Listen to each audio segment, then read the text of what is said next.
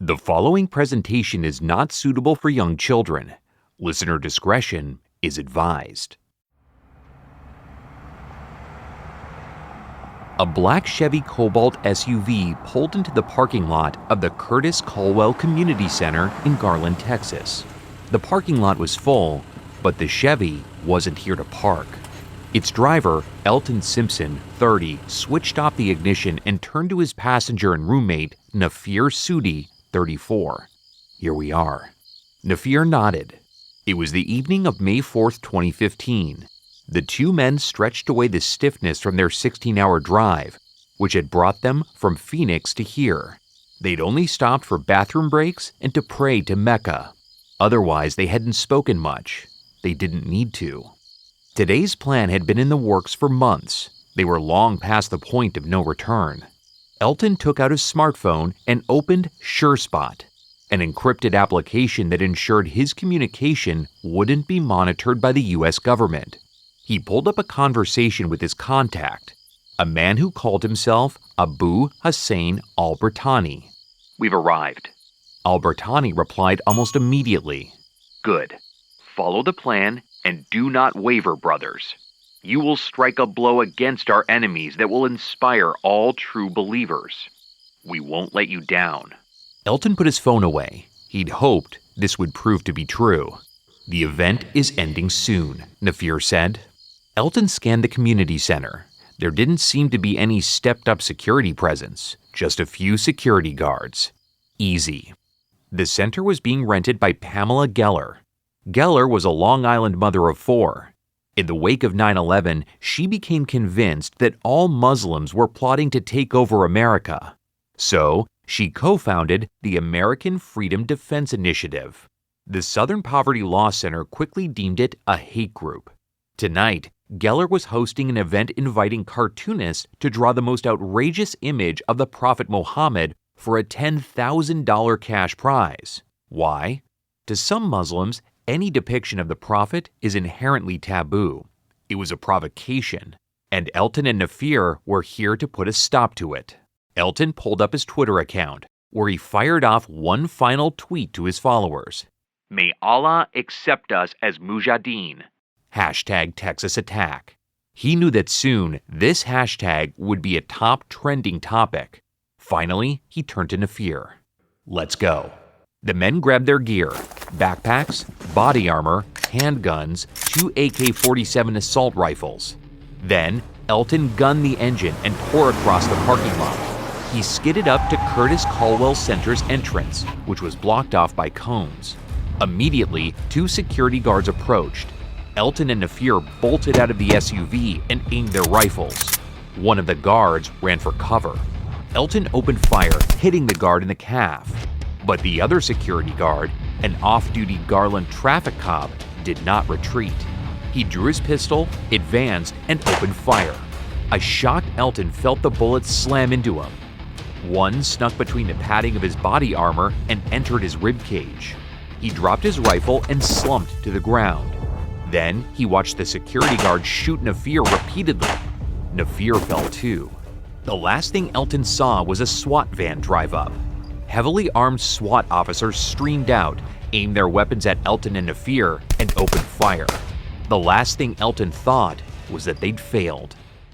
Nearly 7,000 miles away, in Raqqa, Syria, Abu Hussain al-Britani was glued to the American news channels, waiting for any word of the attack. Finally, a CNN anchor broke in with an update. "We're getting reports of an attempted mass shooting in an anti-Islamic event. Let's go to Garland, Texas, where 2 shooters are dead." Al-Britani was stunned. The 21-year-old had just sent 2 men to their deaths. But there was no time to mourn. He had to capitalize on the social media momentum. He pulled up his own Twitter and fired off a tweet. "Allah Akbar. 2 of our brothers just opened fire at the Prophet Muhammad art exhibition in Texas. #TexasAttack." By doing so, al-Britani amplified Elton and Nafir's attack to his nearly 2,000 followers. But who was Abu Hussain al-Britani? At one point, he was one of England's top hackers. Now, he was proving himself to be one of the Islamic State's most potent weapons. On this episode, Muslim hacktivism, British rappers, white supremacists, the Islamic State, and the evolution of cyberterrorism. I'm Keith Corneluk, and this is Modem Mischief. You're listening to Modem Mischief. In this series, we explore the darkest reaches of the internet. We'll take you into the minds of the world's most notorious hackers and the lives affected by them. We'll also show you places you won't find on Google and what goes on down there. This is the story of Junaid Hussain, aka Abu Hussain al-Britani, and Team Poison. 10 years earlier, in 2005, Abu Hussain al-Britani didn't yet exist. Back then, he was just an 11-year-old from Birmingham, England named Junaid Hussain. He was the son of Pakistani immigrants. Junaid's parents, their names haven't been published, were prominent members of the Pakistani community in Birmingham. His father drove a cab for long hours every week, enough to put a roof over their heads, and hopefully, one day, fund his son's college education. Junaid's father wanted a better life for his son. This is why he saved up enough to buy Junaid a computer. It was a luxury item, and he meant for his son to use it for his schoolwork. Junaid had other ideas. Junaid was bright, but he wasn't particularly studious. He was a shy kid. Despite his shyness, his main ambition in life was to become a rapper. He also loved technology. In fact, that was one topic of conversation he enjoyed besides rap. At first, he used his computer to play online games. But one day, Junaid tried to log onto his account, only to learn that his password had been changed. Somebody had hacked him. Junaid was pissed, and he wanted revenge. He Googled hacking techniques. Although he never did find out who hacked him originally, he hacked dozens of his fellow gamers, quickly becoming one of the most loathed members of the community. The power rush that hacking gave him quickly eclipsed his enjoyment of the games. By the time he was 15, Junaid had grown tired of online gaming and its petty squabbles. He joined a few online hacking groups and forums, but they were all small-time and had difficulty retaining members. Junaid was ready for something more substantial. Junaid was never particularly religious, but Junaid was a second-generation Pakistani English from Birmingham. Racism was part of his daily life. In fact, many studies have found that Muslims happen to be England's most discriminated against minority groups, and since 9/11, this only intensified. Junaid would later say that his political awakening began when he watched videos of children being killed in Palestine and Kashmir. Palestine and Kashmir are both disputed territories with large Muslim populations, and both regions have seen atrocities committed against those Muslim populations. Junaid related to the Muslims in Palestine and Kashmir, yet both places were thousands of miles away from Birmingham. There seemed to be little Junaid could do to help. Instead, Junaid would begin his activism by targeting an enemy much closer to home. During Junaid's 15th year, England would give rise to a dangerous new extremist group that wanted Junaid and his fellow Muslims gone: the English Defence League. The UK had participated in American-led invasion of Afghanistan in 2002. In 2009, a unit of the British Army, the Royal Anglian Regiment, returned home from Afghanistan. To mark the occasion, the regiment held a parade in the town of Luton. In response, a Muslim group called Al-Muhajirun organized a protest. The protest was meant to object to England's participation in the war on terror. But Al-Muhajirun wasn't just protesting the war. The group wants to establish an Islamic caliphate inside of Great Britain. It's since been labeled a far-right extremist group. News of the Al-Muhajirun protest spread, and certain Britons were outraged, specifically young white men. In response, hundreds of young British white men descended on the parade for a counter-protest. Soon afterward, a mosque in Luton was firebombed. In the weeks that followed, this anti-Muslim counter-protest inspired followers around Great Britain. Almost all young white men, they denounced the supposed Islamification of their country. The movement began by calling itself the English Defence League. For its symbol, it co-opted the shield of St. George, England's legendary protector. A 15-year-old Junaid watched these developments with disgust. Al-Muhajirun certainly didn't speak for all British Muslims. and the EDL was just a bunch of racist creeps using al-Muhajirun to further their agenda. Junaid wanted to do his part to stop them. At first, Junaid took his fight to the streets. He joined in local demonstrations against the English Defense League.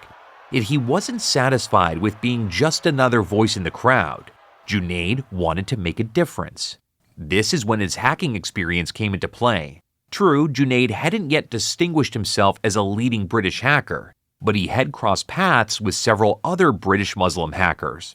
He knew they had sympathetic views, they were opposed to racism in all of its forms. Junaid sensed that they needed a leader to follow. So, why not him?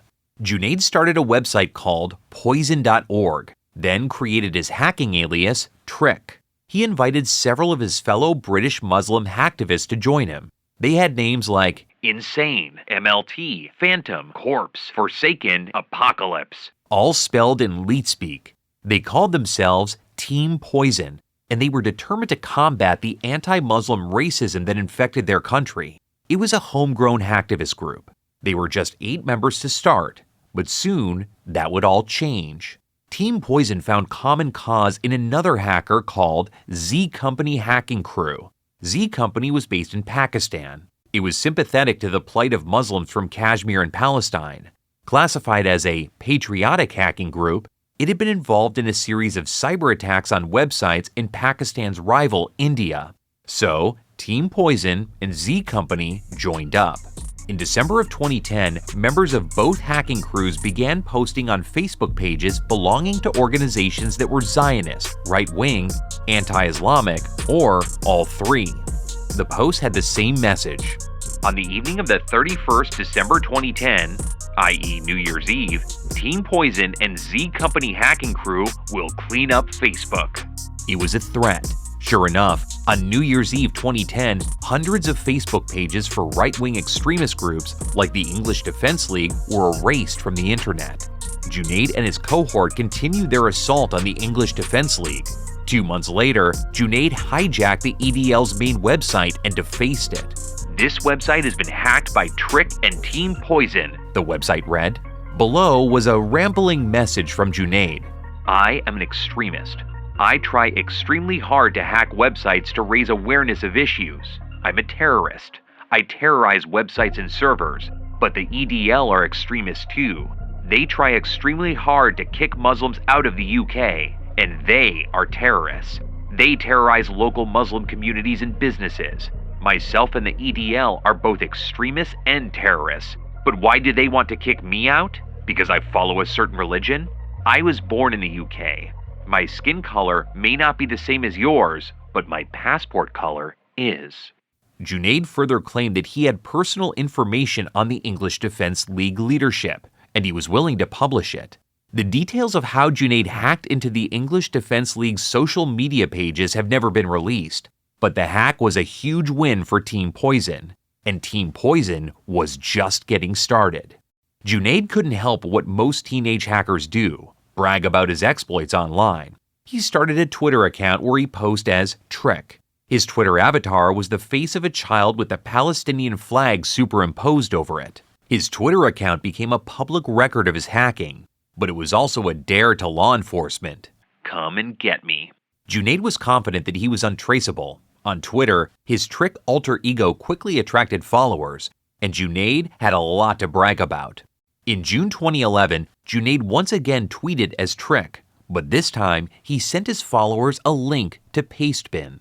There, Junaid and Team Poison had hacked into an email server for KDK, a PR executive and former personal advisor to British Prime Minister Tony Blair, a supporter of the war on terror who had brought the UK into Afghanistan and Iraq. This hack gave Team Poison access to KDK's entire address book and emails, including personal information for the Prime Minister and many of his inner circle. "Tony Blair's private info is getting leaked tonight," Junaid tweeted. "So is his personal advisors, CV, and UK MPs and lords who supported the war in Iraq. Tony Blair and his cockroaches are getting owned tonight. War is terror." That evening, as promised, Junaid uploaded the Prime Minister's personal information, plus that of his associates, including his wife and sister-in-law. This included phone numbers, addresses, and even the Prime Minister's personal national insurance number, which is like an American Social Security number. To Tony Blair and his inner circle, the public doxing was little more than a nuisance, but for Junaid and Team Poison, it only further increased their cred on the Muslim hacktivist scene. For the rest of 2011, Junaid and Team Poison would continue their attacks on new targets. In August of 2011, police in Tottenham were conducting surveillance on a 29-year-old black man named Mark Dugan, whom they believed was a gang member and a drug dealer. On August 8th, undercover police forced the cab in which Dugan was traveling to pull over. When Dugan got out, police claimed he pulled out a gun. They opened fire, killing him. Nearly every detail of the controversial killing has been disputed by Dugan's family. In the days after the shooting, widespread public outrage led to looting in London and surrounding cities. When smartphone provider BlackBerry discovered that the looters were using its encrypted SMS messaging service to coordinate their looting, the company agreed to cooperate with police to help track the looters. Less than a day later, Team Poison took over BlackBerry's company blog and defaced it with the following message: "You will not assist the UK police, because if you do, innocent members of the public who were at the wrong place at the wrong time and owned a BlackBerry will get charged for no reason at all. UK police are just looking to arrest as many people as possible to save themselves from embarrassment." Even more hacks followed. Team Poison defaced Croatia's NATO website. It broke into a United Nations Development Program server. It hacked into email accounts at the UK Ministry of Defense. It even worked with Anonymous and other groups to leak a database of 26,000 credit card details they claimed were obtained from a hack of Israeli websites. At this point in his hacktivist career, Junaid and his hacker pals weren't particularly political. Yes, they fought anti-Islamic discrimination, but they offered little in the way of an alternative political ideology. When they did propose an alternate system, they advocated for anarchy. With each success, Junaid and his Trick persona gained more and more followers. Everyone wanted to know who Trick really was and what he really wanted. Junaid was being inundated with media requests to do interviews, all of them promising anonymity. In February of 2012, Junaid finally agreed to his first interview with a Romanian software hosting and hacker news website called Softpedia. In it, Junaid outlined his history of Team Poison, as well as his political awakening. He expressed his outrage at the political situations in Palestine and Kashmir. He discussed Team Poison's long-term goals, besides the simple defacing of websites. He envisioned a future of donations, leaks, defacements, email hacks. Of course, there was an elephant in the room. Journalist Edward Kovacs asked Junaid if he was afraid that giving an interview might expose him to law enforcement. "100% certain the police have nothing on me," Junaid responded. "I don't exist to them. I've never used my real details online. I've never purchased anything.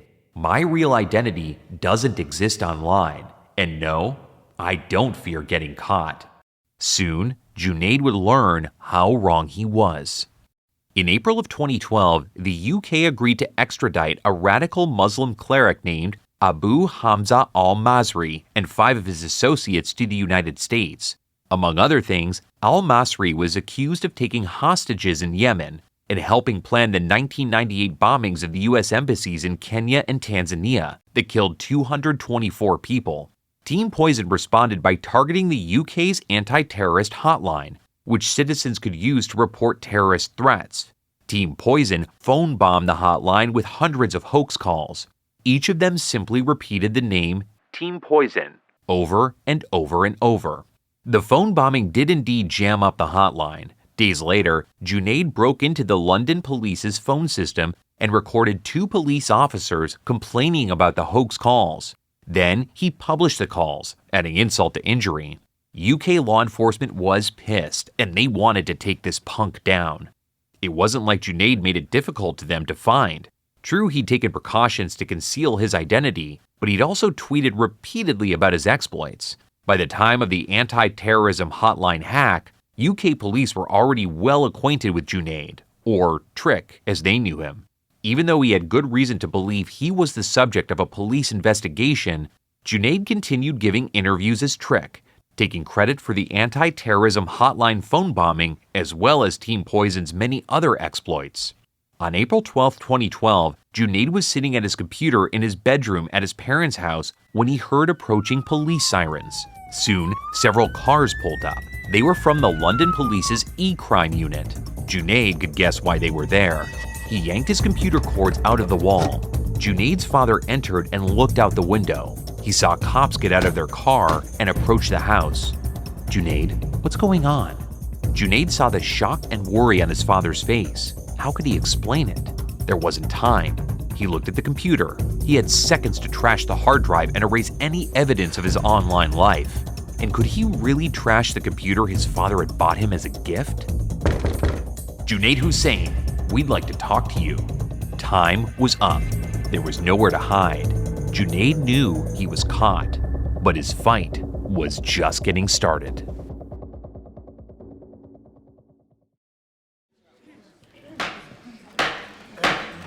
Your Lordship, my client fully admits to hacking the Prime Minister's assistant's Gmail, as well as the CTC phone bombing. But there was no malice. These were just pranks. Junaid's lawyer, Ben Cooper, looked over at him. Junaid offered a timid nod. Then he looked up at the judge, hoping he bought it. It was 4 days after his arrest, and Junaid was sitting in the Westminster Magistrates' Court, a modern marble and glass structure in the heart of London. The judge, Peter Testar, turned to Junaid. "Mr. Hussain, since this is your first offense, I'm going to grant you bail. But you are accused of violating the Computer Misuse Act. I'm sure your solicitor has explained that that's a very serious charge. You should be under no illusions that you'll avoid prison." Junaid glanced over at his father, seated in the gallery. At first, his father had been furious to hear that Junaid was using his expensive computer to cause trouble. But now, his dad was worried sick. "Sentencing is set for July 27th. You'll be under curfew until then." There were 104 days until Junaid's sentencing. Junaid was adrift. In the days following Junaid's arrest, Team Poison disbanded. Nobody else wanted to risk meeting Junaid's fate. Not that Junaid had much taste for hacking these days. With Team Poison gone, Junaid felt ready to go straight. During those 104 days under curfew, he completed 3 A-level classes and secured his enrollment in the London Metropolitan University, where he planned to study computer forensics, possibly to pursue a career in law enforcement. When his sentencing and hearing arrived, Junaid wrote a letter to the judge asking for leniency. His father and brother also wrote letters vouching for his character. His lawyer argued that Junaid should avoid jail time altogether. The teen was showing remorse, had strong family support, and was committed to the future. But the court was unconvinced. The judge sentenced Junaid to a bit less than 5 months in prison, accounting for time he'd already spent under curfew. Junaid just needed to get through those 5 months, and then he could move on with his life. But Junaid's relatively short prison stretch would be a pivotal moment in his life. Junaid hadn't stopped caring about anti-Muslim discrimination in the UK and around the world, but his experiences with Team Poison and the UK justice system left him disillusioned.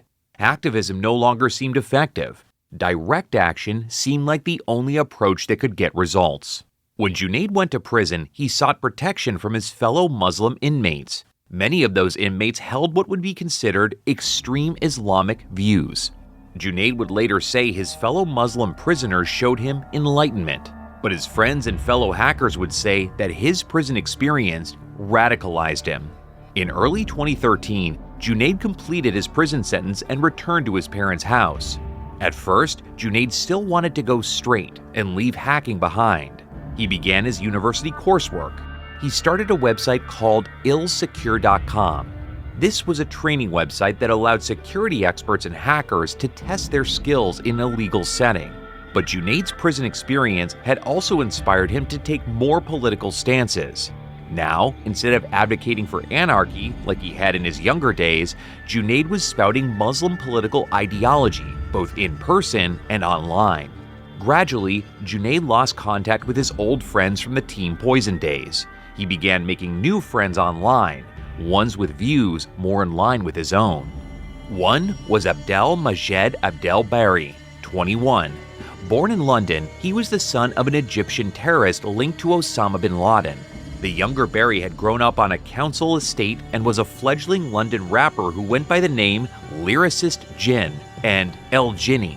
Barry and Junaid knew each other from Junaid's early days as an amateur rapper. More recently, Barry had fallen in with the Anjem Choudhury, a Pakistani-British militant Islamist who hoped to convince his fellow Muslims to take arms against Western imperialism. Another of Junaid's new friends was Sally Jones. She was a 45-year-old mother of two and former guitarist for a small-time 90s alt-punk band named Crunch. She'd had a difficult upbringing. Shortly after her parents' divorce, her father committed suicide when she was 10. She left school at 16 and lived on welfare. In the 2000s, Sally grew disgusted with the US and UK-led War on Terror, and especially with the invasion of Iraq. She began questioning whether her home country was worth living in. Shortly after Junaid was released from prison, Sally contacted him. Despite their 25-year age difference, the two began a romantic relationship. Junaid encouraged Sally to convert to Islam, which she did in early 2013. With these and other new friends, Junaid became more and more political. His old nemesis, the English Defence League, was still active. Junaid continued attending EDL counter-protests around Birmingham. At one protest in July of 2013, a group calling themselves the Muslim Defense League rushed a line of riot police. Junaid was among them. He was arrested on suspicion of violent disorder, then released on bail. This was the final straw. At this point, the very prospect of living in England, a country that was currently occupying two majority Muslim countries, sickened Junaid. Whatever future he might have had now meant nothing to him. The time for half measures was over. If he really wanted to combat anti-Muslim bigotry, he'd have to do it on the front lines. To Junaid, there was only one place to do that: the Islamic State. The organization that started the Islamic State, or ISIS, or ISIL, or a bunch of other names, dates back to 1999, when it was founded by Abu Musab al-Zarqawi in Jordan. Back then, it was a terrorist group called the Organization of Monotheism and Jihad. They didn't want to drive Western invaders out of the Middle East. Zarqawi's group wanted to found a modern theocracy, one governed by medieval Islamic law. After the September 11th terrorist attacks and the U.S. invasion of Iraq, Zarqawi's group swore allegiance to Osama bin Laden and became informally known as Al-Qaeda's Iraqi chapter, or Al-Qaeda in Iraq. In Iraq, it carried out insurgent attacks against coalition forces. In 2006, Al-Qaeda in Iraq made the bold move of establishing the Islamic State of Iraq, a brand new country covering Iraq's 6 Sunni-majority governorates. This was mostly a symbolic gesture, as the Islamic State of Iraq didn't actually govern most of that territory, but it was also an important recruiting tool. Now, everyone unhappy with the coalition occupation of Iraq had a new cause to join. During the American troop surge of 2007, Al-Qaeda in Iraq was decimated. Zarqawi was killed in an airstrike, as was his successor. By 2010, the group's new leader was a nearsighted theology student named Abu Bakr al-Baghdadi. Overall, Al-Qaeda in Iraq was a shadow of its former self. Al-Qaeda would eventually sever all ties with it. But 2011 would provide an opportunity to reverse its fortunes. Across Iraq's northern border, a secular dictatorship of the Assad family had ruled in Syria for years. In 2011, the Arab Spring protests spread to Syria, threatening to overthrow President Bashar al-Assad and opening the door for militant Islamic groups to gain a foothold. Al-Baghdadi sent guerrilla fighters to Syria, where they established a resistance movement called Nusra Front. In 2013, the Islamic State of Iraq and the Nusra Front merged to form the Islamic Republic, aka ISIS or ISIL. By the time Junaid Hussain was arrested in the summer of 2013, the Islamic Republic wasn't yet a major political force. It only held a few Syrian cities and was relatively unknown outside of Iraq and Syria. The capital was Raqqa, an ancient city in the Syrian desert home to about 300,000 people. Originally, it was held by forces loyal to Bashar al-Assad. Then it became the capital of Syrian opposition, and finally, it became the capital of the Islamic Republic. Sometime in the fall of 2013, Junaid, his friend Abdelmajed Abdelbari, and his online girlfriend Sally Jones all made the same decision. They were going to Raqqa. Obviously, this had complications. All three had families and lives in England. Junaid would have to leave behind his parents and brother. Barry had a mother and 5 siblings. Sally had her 2 sons, ages 14 and 10. Sally decided to bring her younger son, Jojo, with her. But the next concern was how to get to Raqqa, a distance of about 3,000 miles as the crow flies. It's not exactly clear how Junaid, Barry, and Sally Jones got into Syria. All we have to go on are their own social media posts and the recollections of acquaintances. Nothing has ever been verified. We don't know the route Junaid traveled to Syria. We don't know how he financed it. We don't know if he said goodbye to his parents and brother, or if he did, what he said.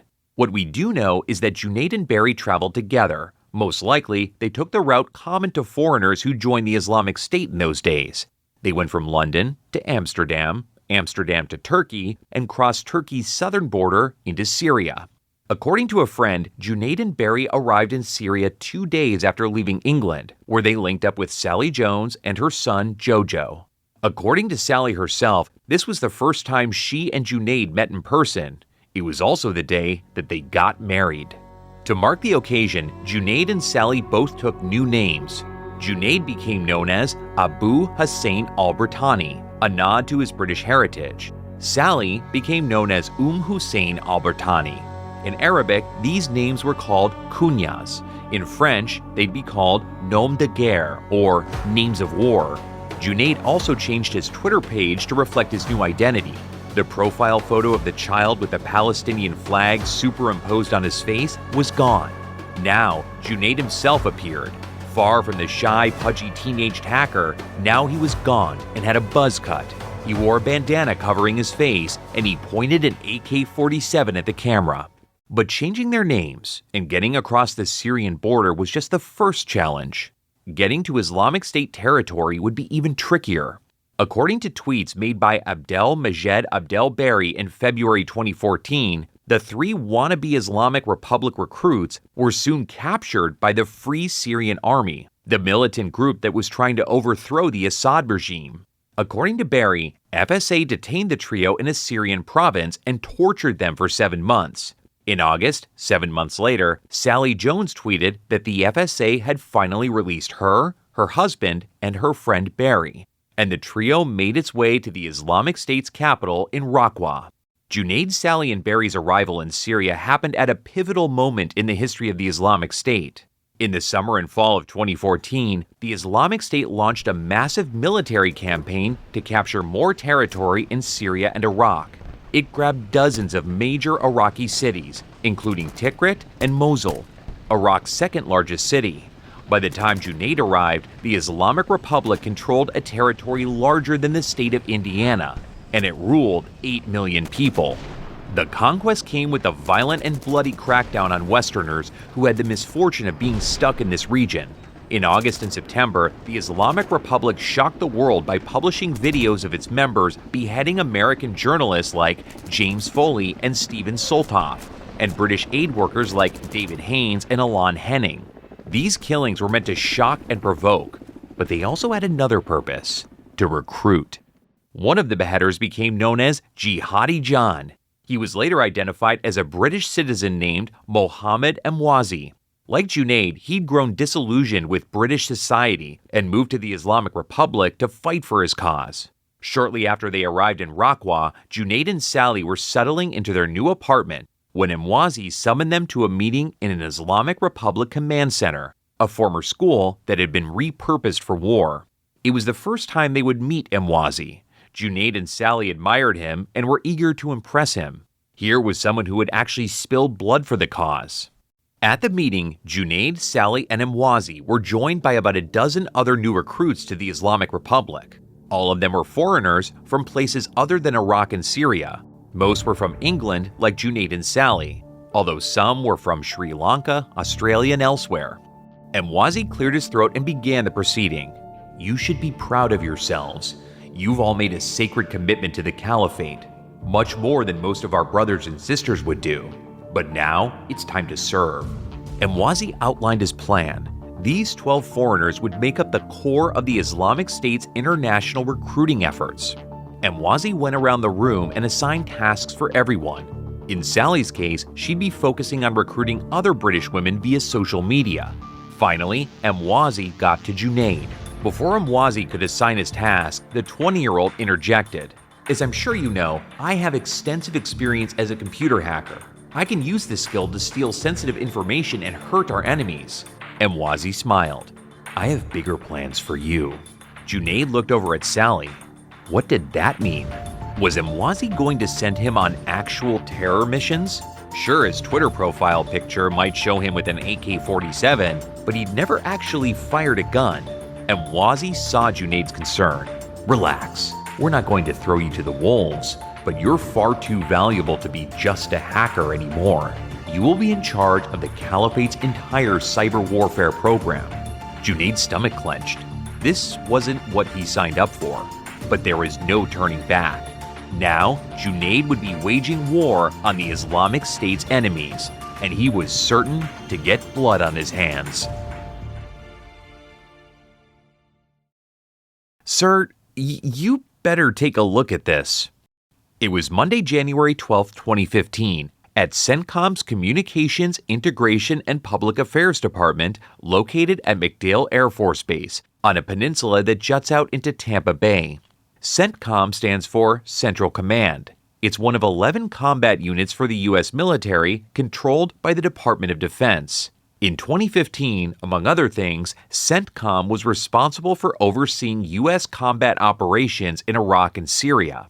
A sergeant had just come up to CENTCOM spokesman, Major Andrew Aranda, and he looked worried. As CENTCOM spokesman, Major Aranda had many different duties. His office mainly provided press releases that updated the public on the war's progress. With the rise of the Islamic Republic in the previous summer and fall, CENTCOM's PR department had certainly been busy.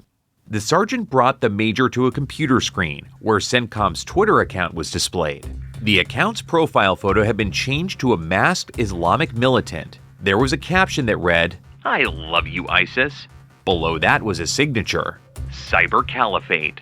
Fuck me, Aranda thought. Their Twitter account had been hacked. This was everything Aranda had feared.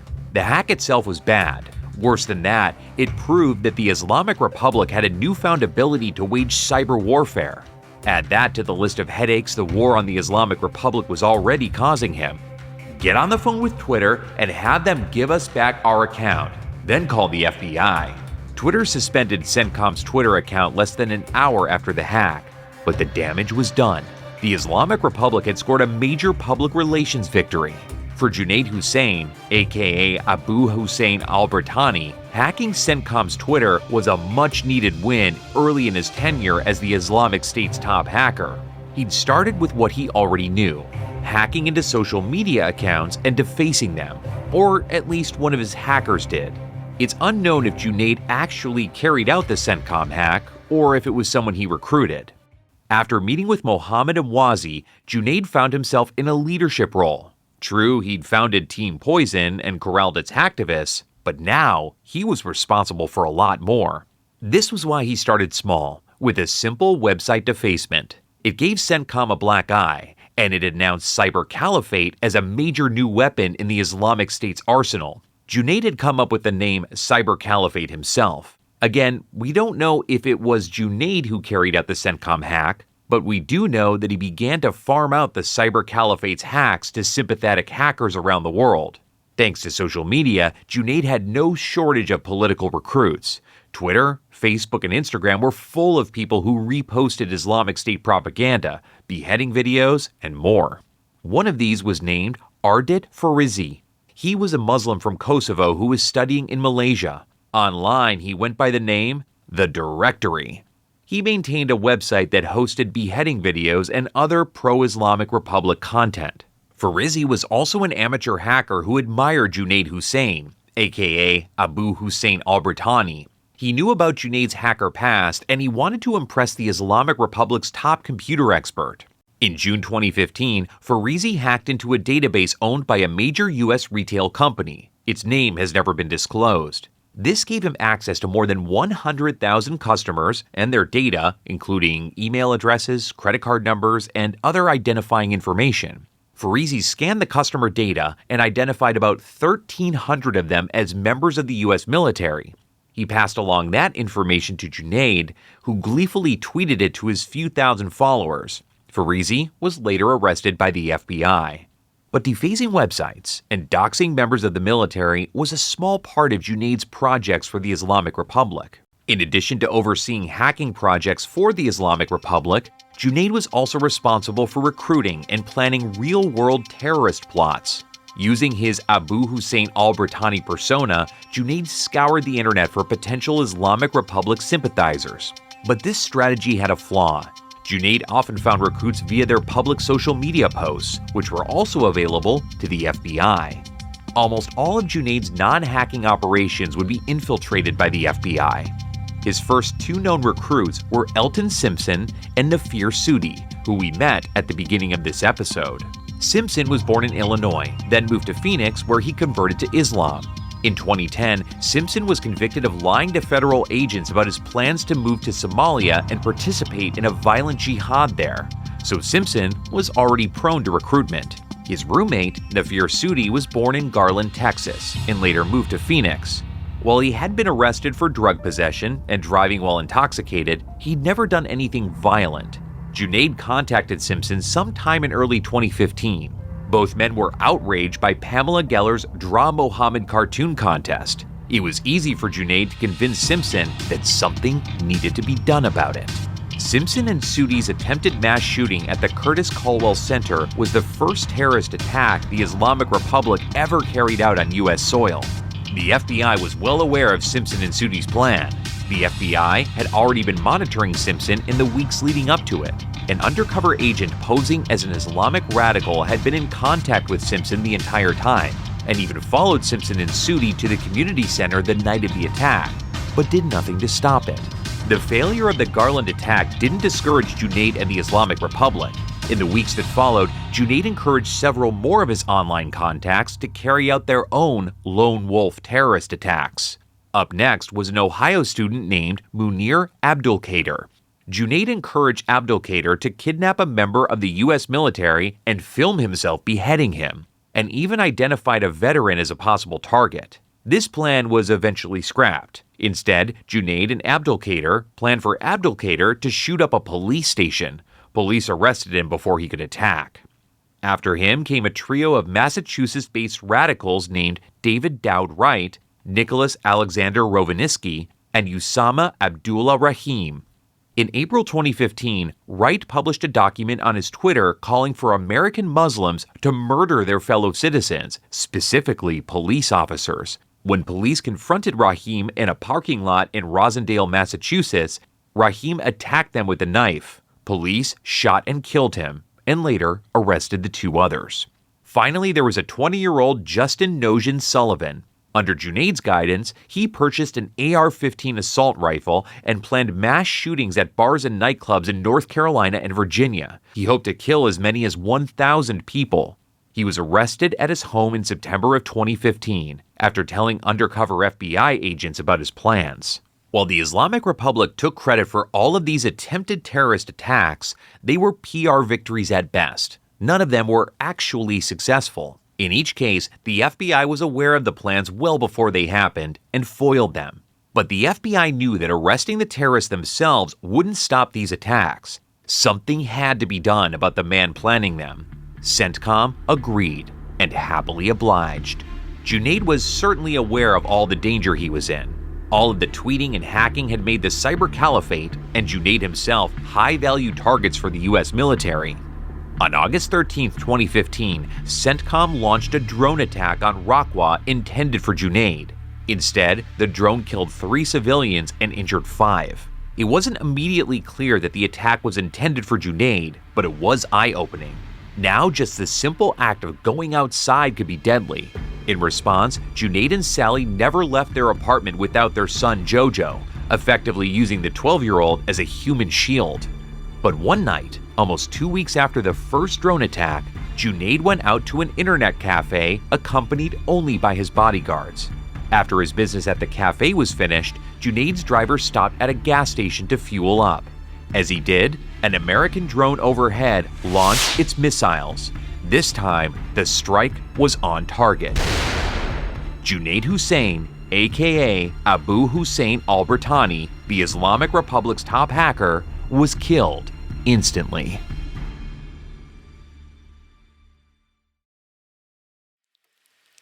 In the months after his son's death, Junaid Hussein's father was making breakfast at his home in Birmingham. Obviously, the death of his son was shocking and devastating, but not entirely unexpected. Junaid's father felt like his son had become a different person in recent years. He mourned his son's loss long before his son's actual death. Junaid's family just wanted to move on. But Junaid's death attracted headlines around the world. The Husseins condemned their son's actions, but the damage was done. As Junaid's father went to take a sip of tea, he heard a crash and the sound of breaking glass. Someone had thrown a rock through his living room window. Junaid's father raced outside, but the assailant was already gone. But it didn't really matter who threw the rock. Now, the once prominent members of Birmingham's Pakistani community were seldom seen in public, so great was the shame they felt over their son. But Junaid's behavior affected countless people. In his early hacking career, Junaid and Team Poison scored a string of victories against Muslim discrimination. But battling the system came with jail time, and that radicalized him. During his brief time as the Islamic State's top hacker, Junaid got several people arrested or killed, even his closest friends and family.